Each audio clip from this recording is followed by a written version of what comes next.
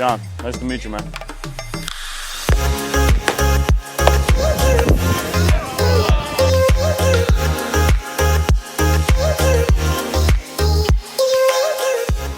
Episode 10, Behind the Mask. Breaking news, everybody. We have decided to go with a brand new format because we're getting such a reaction from the many viewers around the world that they prefer less banter and more going with mail.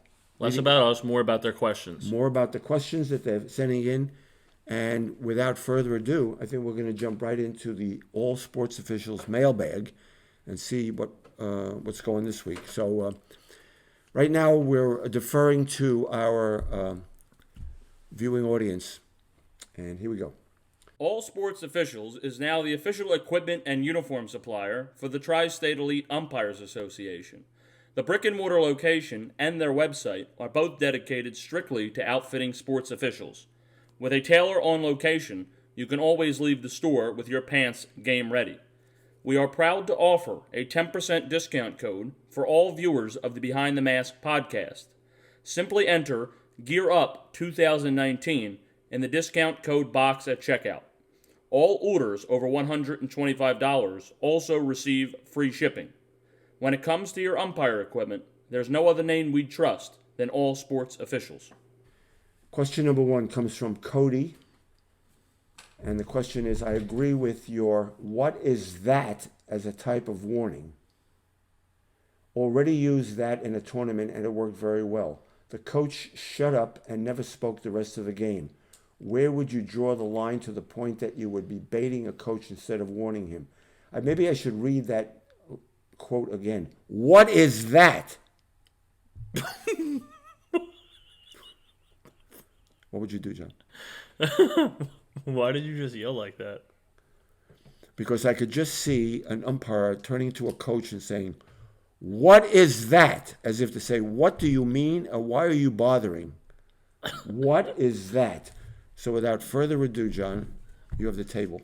I was taken aback by the volume. No.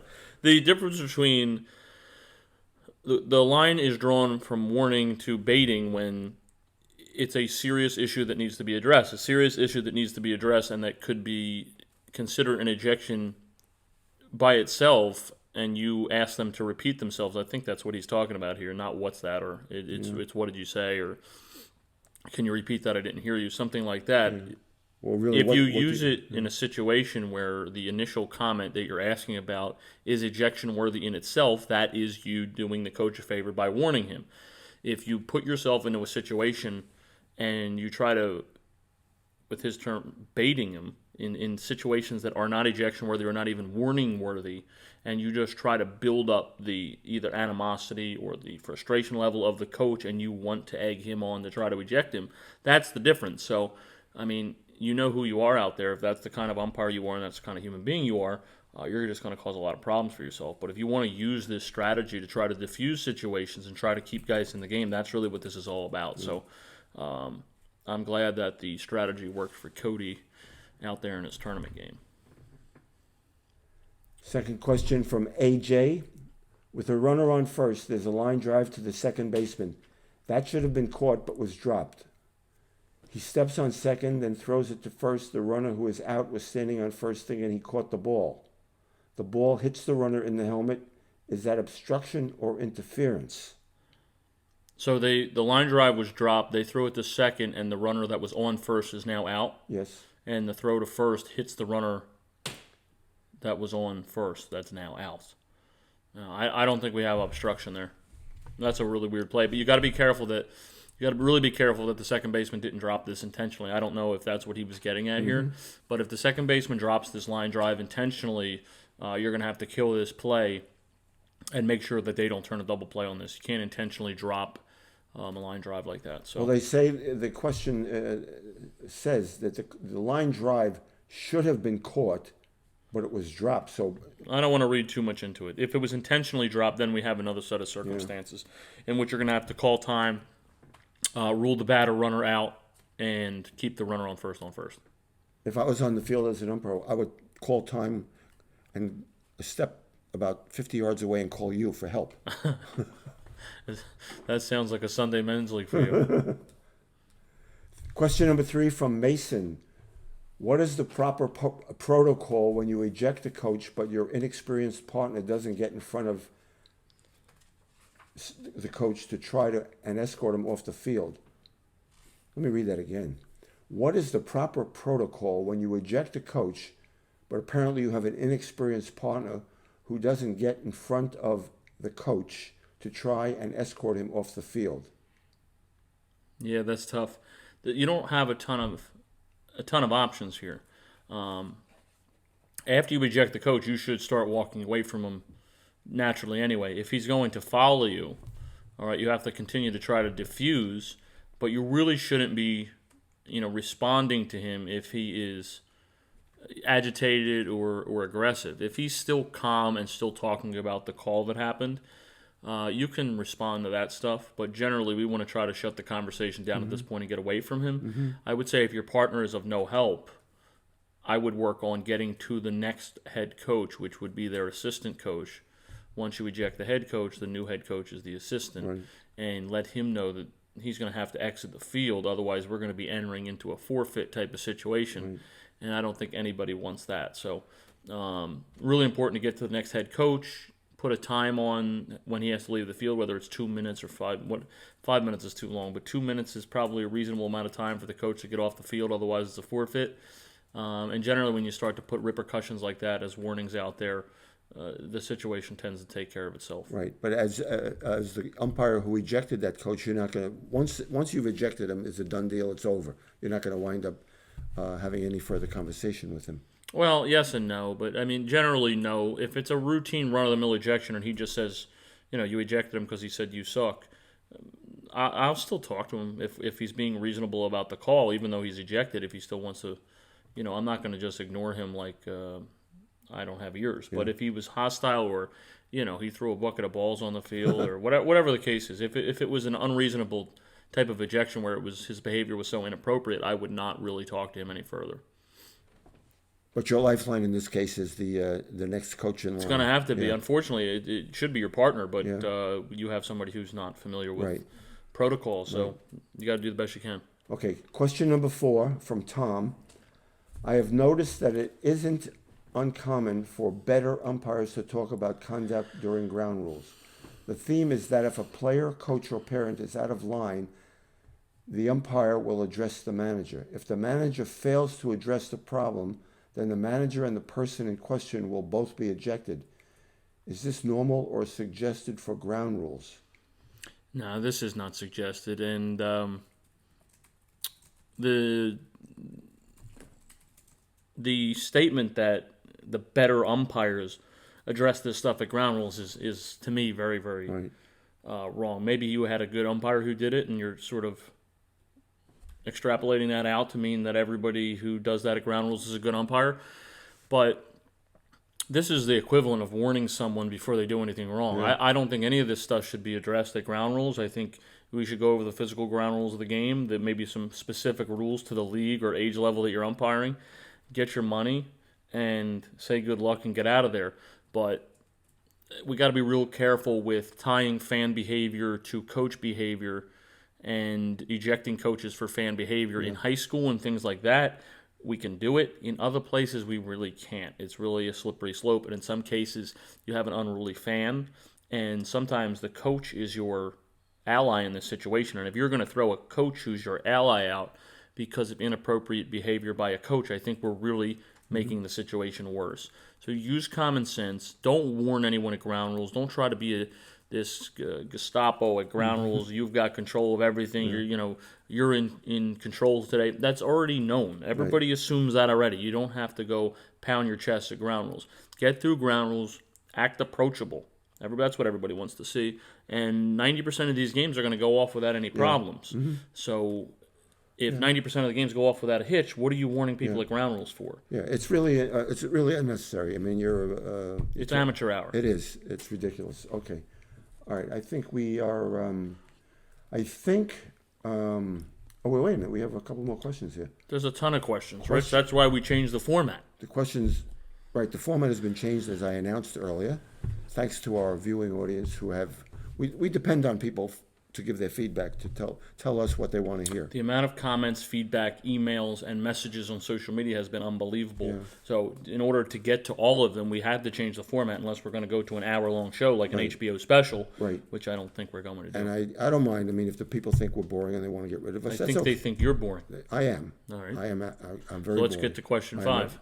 I'm struggling here. Anyway, Mike, I am a middle school coach. I had a one-man crew for a doubleheader on the road last weekend.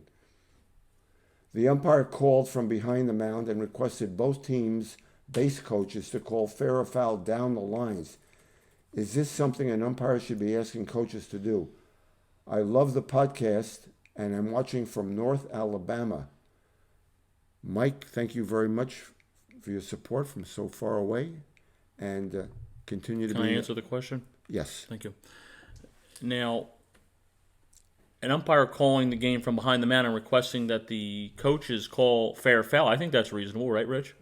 No, that's a show. No. That's ridiculous to the point where that should be addressed with whatever organization you use to supply umpires for your middle school team. But I think he said he was on the road, so that's something you're probably going to want to address. So I'm going to assume that these are competent people supplying umpires to these middle school teams. I'm sure the assigner or person in charge of that organization would want to know that they have an umpire doing middle school baseball games that is not putting his gear on, doing them from behind the mound, and asking the coaches to call fair or foul for him. We had this happen one time with our organization. I don't know if you remember it, but I don't. the umpire in question is no longer around, so that should let you know if this is a reasonable thing or not. We had an umpire who was supposed to do a one-man game in equipment behind the plate, and he chose To call from to behind. call it from behind the mound in base attire. This is probably before we ever had a disciplinary It board. was 6 months ago. It was? Yeah. How come I didn't know about it? I don't need a vote to let you know that guy's got to go. I thought that would have been an issue to investigate. I went over your head, Rich. Anyway, question number 6 from Jeff. John, how do you handle that slide rule at second normally, but can at second normally, but can be at any bag? Is it always a double play? All right, Jeff. I handle the slide rule by enforcing the rule as it's written. If you have a runner who's already out, Rich, this is going to help you too. If you have a runner who's already been recorded as an out, and he is the one interfering, somebody else has to be called out. You can't call him out twice. Mm-hmm. So if he's already out, and the runner that interferes has already been called out, you have to grab another out somewhere. The only logistical way to do it, or logical way to do it, would be to grab the batter runner if it was a situation with the runner on first and the guy running from first to second interfered with the shortstop or second baseman. You got to grab a second out if you have a runner who's already out interfering with the play. You got to get another out somewhere. So hopefully that simplifies it. Don't complicate it in your own mind. Someone who's already out cannot interfere without you grabbing another out. Okay, so let me ask you, what happens if the batter runner doesn't proceed to second? Let's say he... The hell does that mean? No, he... Where does he proceed?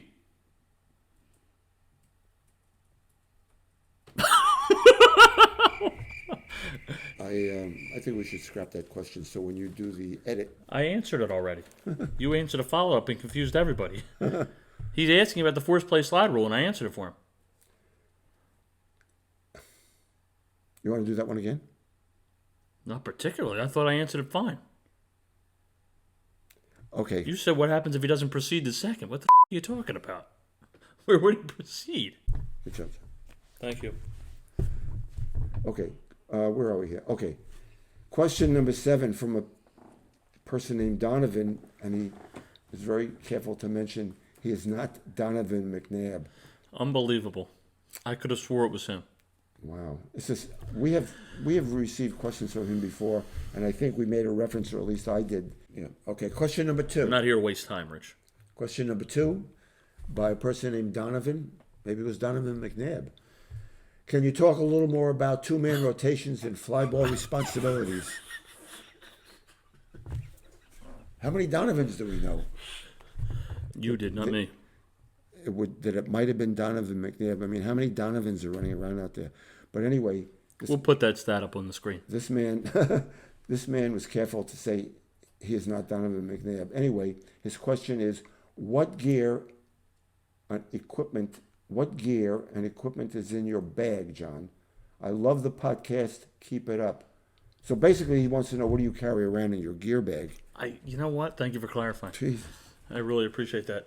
Donovan, really appreciate the support. Donovan's one of our big supporters on YouTube. So he deserves to have this question answered. But I know a lot of people get like into the equipment thing and are like real equipment nuts. I'm really not. I try to wear the thinnest possible pair of shin guards I can to keep it, as light as possible so I can move around as quickly as I can on the plate. I don't want anything to be too bulky. My chest protector is a unequal Force 3, and my mask is a diamond mask with my favorite piece of equipment is my sun visor with the tan Team Wendy pads. So, I'm not a guy who spends a ton of money on equipment. I've been using the same mask for 3 years. So I appreciate the question, but this is not my thing. I don't have 5 masks and 3 pairs of shin guards and 5 chest protectors.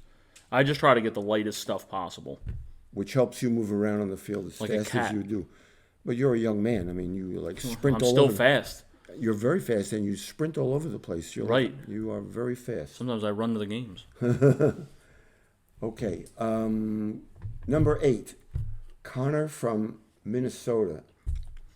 Umpire numbers near me are dwindling. What suggestions do you have about recruiting and retaining new umpires for the association that he is a part of? I think that's a very good question. How long do we have? We can devote another hour to this answer. All right. The clock is now running. We've got 2 different problems here, okay? To get more umpires into the mix, first of all, this is where the ejection video comes into play.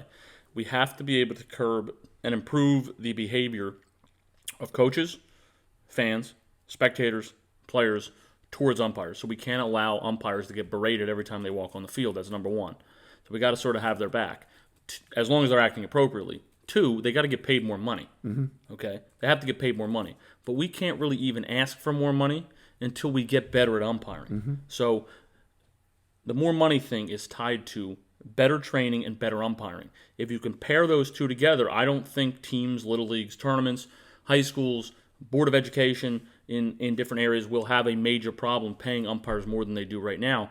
But the current state of high school umpiring and down, it's not good enough to even ask with a straight face for more money. So you got to get people in charge of these organizations that don't just sort of get off on showing up to meetings in cafeterias and sitting around talking about nonsense. We got to get people in charge of these organizations across the country who care deeply about putting umpires in the correct position to succeed, putting them in the right spots to view the play properly, having them call plays properly and look good doing it. Because we know tying all 3 of those things together are what equals an actually really good umpire. So being able to present calls well is just as important in the perception of you as an umpire as actually getting them right. So it's really important to have people who are leading these organizations who are truly umpire trainers and want to get these umpires better first and foremost, not guys that just want to sit around and bullshit. Because there's a lot of guys out there that need a lot of training, and nobody gets into this thing to not be good at umpiring. If you get these guys better and they start to feel like they've got a shot to advance their career to Division III, Division II, Division I baseball, in college baseball, and they're getting paid more money and they're getting proper training so they actually feel like they get a shot at this thing, and we curb the behavioral problems with fans, spectators, and coaches, I think this situation disappears. I think this recruitment and numbers problem disappears. But with the way it's constructed right now across the country, with the age and the sort of focus on non-umpiring situations with the heads of organizations and heads of umpiring organizations, I'm not that optimistic about it. But if everybody just bought into the system in which we've built our organization, I think we'd see nationwide umpires be proud to be a part of what they're a part of, guys entering the field, the umpiring field, and feeling good about what they're doing. But right now, with the pay level, the treatment of umpires, and the way the organizations are run, why get involved? How could you blame somebody for saying, that's bull? Yeah, I think we have a very unique situation here with you running the organization and heading up the entire training program, of course, with the assistance of Kurt Widener, Jerry Wilgus, and Chris Losey. We're very fortunate. I would guess that there are very few organizations, umpiring groups around the country that have 4 people that are as good at training umpires or as talented as you 4 guys are. And that's really what drives our group, because your training is turning out a good product. The good product is being sought after by the leagues. Consequently, everything else falls into place. But it really starts with the training. And, you know, knock wood, with you and your staff, we're really flourishing. Well, it's flattering to hear stuff like that, but like getting the emails from places around the country where guys are saying, "I wish we could join your organization," which I received dozens of those. I could join your organization, but I live in North Alabama or up in Maine or out in California. I get it. I appreciate that. But why are so many people unhappy with the status of their current umpiring organization? And the health of umpiring in the United States is based on the little pockets of these organizations all over the country, in states and regions all over, that choose a new path to run their organization and evolve into the future. It's not enough to put somebody out there with gray pants, blue shirt, and just send them off there into a JV or a 12-year-old baseball game. We've got to hold ourselves all to a higher standard, and we've got to put people in charge of organizations that actually know what they're doing. And that's not a cheap shot at anybody in particular, but on average, I don't think the heads of organizations can even teach somebody how to get better at umpiring. So how are we supposed to depend on anybody below them? Yeah, and I mean, I feel sorry for some of these people. They just don't have the talent. They don't have the manpower to do what it takes to succeed in this business long term. I feel very sorry for umpires that are young and getting into the field right now that are just by happenstance, and it's by chance and pure random luck, if you get into an organization that can actually propel you to the next level. But if you end up in a majority of these organizations around the country that have no sort of set plan to get you where you need to go, especially if you have some real umpiring talent, you're going to hit a dead end somewhere and you're not going to know what to do, and eventually you stop. So if you're really good at umpiring and you're 22 years old and you can't sniff a varsity high school baseball game, what are you going to do? Yeah. You're going to quit. Right. So when you look around and you see guys that have been doing it for 30 years but don't do it right, and they're the guys getting the marquee games around the area for your organization, and you're still getting lower level games and toiling away at those levels, there's not a real logical option for you to fight through this adversity. You just quit. It's really not that hard of a decision for most of these guys.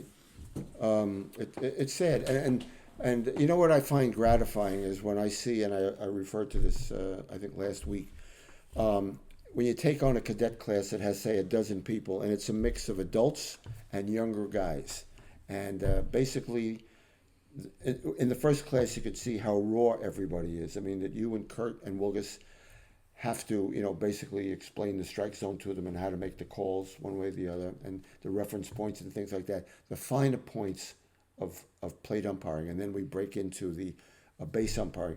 But there are very few situations, apparently, around the country where they don't do this.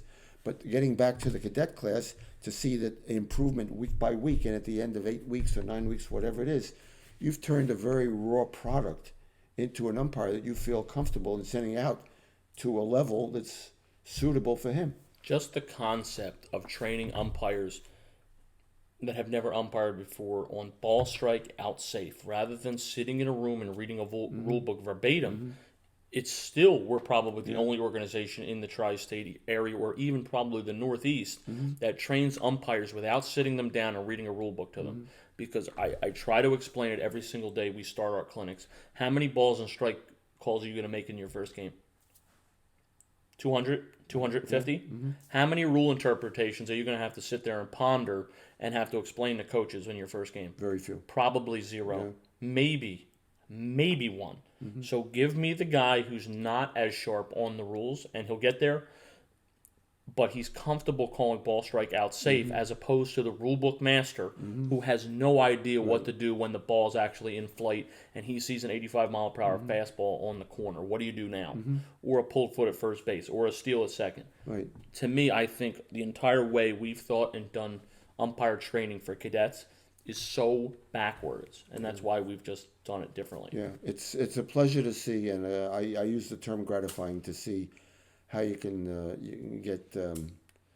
You start out with, basically, to use a metaphor, you get a plate of chicken feathers, and by the end of the class, you've turned it into chicken salad. So what a quote that is! It's a great quote. Holy shit! All right. But anyway,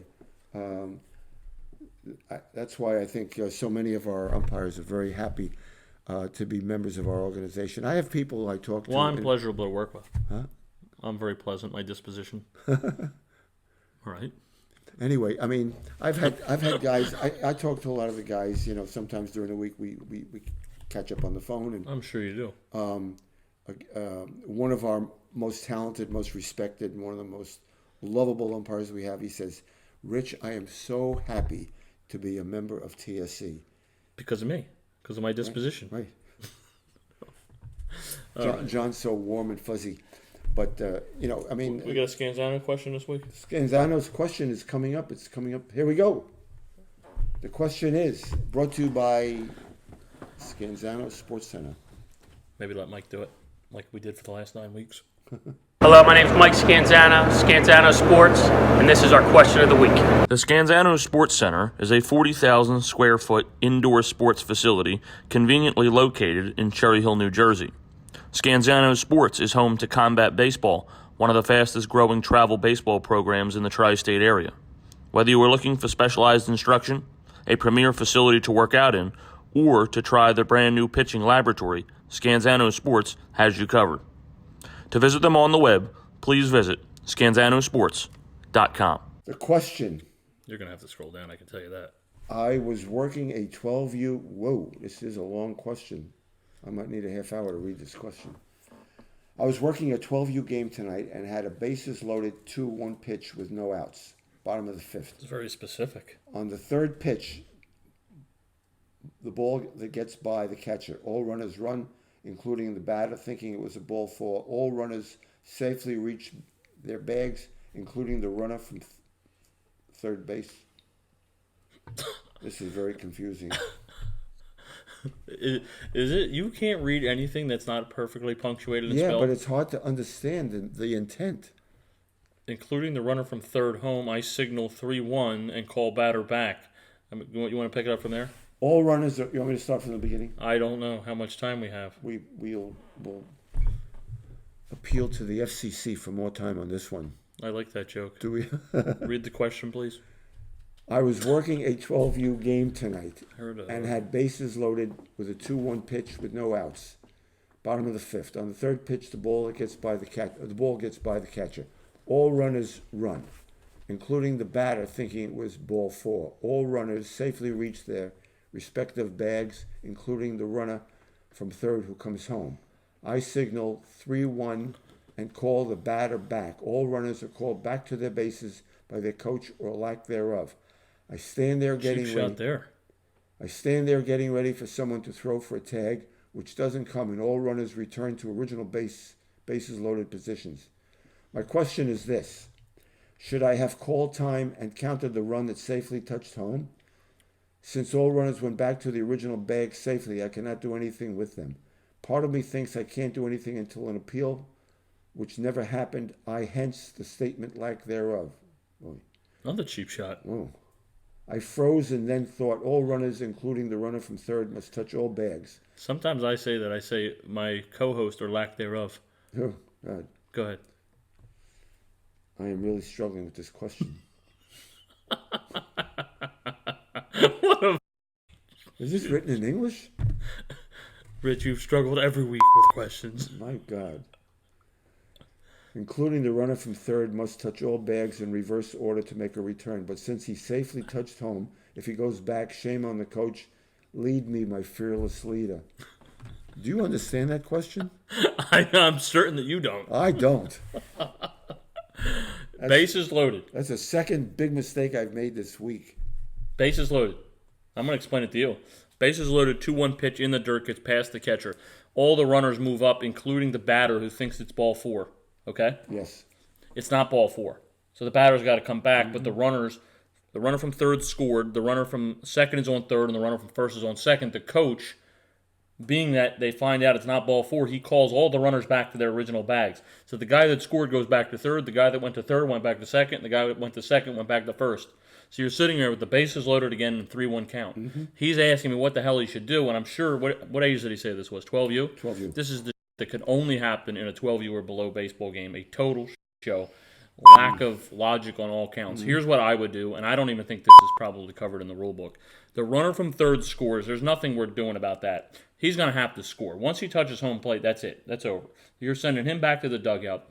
Since the coach voluntarily called all of the other runners back, I'm going to keep the runners at second and first. So we're going to have first and second, a 3-1 count after that pitch was delivered, and the outs are going to remain the same. He mentioned in there about some sort of appeal. But what the hell are we going to appeal? All the runners are standing back on their original bag. So I don't know where he was going with that. This question got submitted to me on Twitter, and I appreciated it. But what a weird situation. But you really can't do anything. Wow. Count the run, get the guy from third back in the dugout because he scored already, and just play. And just, count your blessings that it could have been worse. John, you're a better man than me. I had trouble just reading the question. I know. You have a lot of trouble with that. Wow. I should probably resign. No, Go look for you are the co-host, or lack thereof. Look for a new career. Anyway. You know the post office is hiring. I could go back. I'll be their first customer. It's a very exciting day for our new format. Yeah. How did we do out there? Let us know. If anybody wants to submit a question to be answered on the podcast, you can submit it through any of our channels on our website, Twitter, Instagram, or Facebook account, and we will use it here on the podcast. Thank you for watching episode 10. Please let us know in the comments section below your thoughts on the new format. We'll see you guys next week for episode 11. Do we have any YouTube questions tonight? Is that a question? That's a question. No. Next question. Where are they? Where are the YouTube questions? What are you talking about? I thought last week we had a whole long list of Yeah, we went through them all. That was it? Those 8 or 9 questions?